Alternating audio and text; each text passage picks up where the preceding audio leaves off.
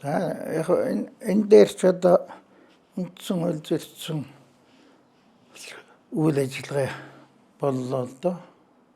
Тэгээд тэр үндсэн хуулийг ямар зорилгоор одоо нэг тийм хөөрхөн зал зохиосон хүн нь бол одоо улсын их хурлын гишүүн дарга байсан.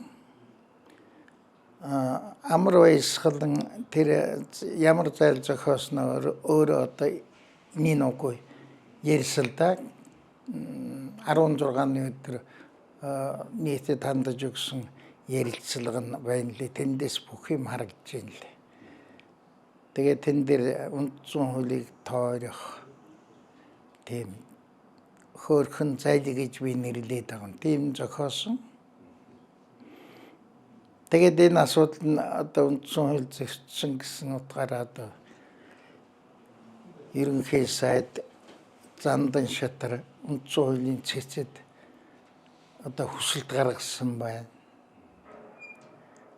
Тэгээ энэ хүсэлтийг бодвол үндсэн хуулийн цэц шууд их судлын хуралдаанаар авч хэлэлцэх байх л гэж таамаглаж байна. Яагаад гэхээр энэ нөгөө зохиосон зал одоо үйл зохиосон тэр зал нь бол их тодорхой байгаа юм. Одоо товчтой хэлэхэд ийм байна. Тэгээ ерөнхийдөө энэ засгийн газрын чинь үйл ажиллагааг тогтвортой байлгах зорилгоор үндсэн хуульд одоо өөрчлөлтүүд оруулсан да.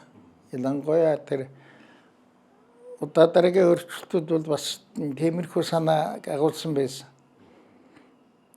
Тэгээд одоо энэ ийм санааг агуулсан үндсэн хуулийн тэр гол үзэл санааг илэрхийлж байгаа энэ хэсэг дээр бол одоо юу гэх юм эрх баригч намын зүгээс занл учруулад байна л да.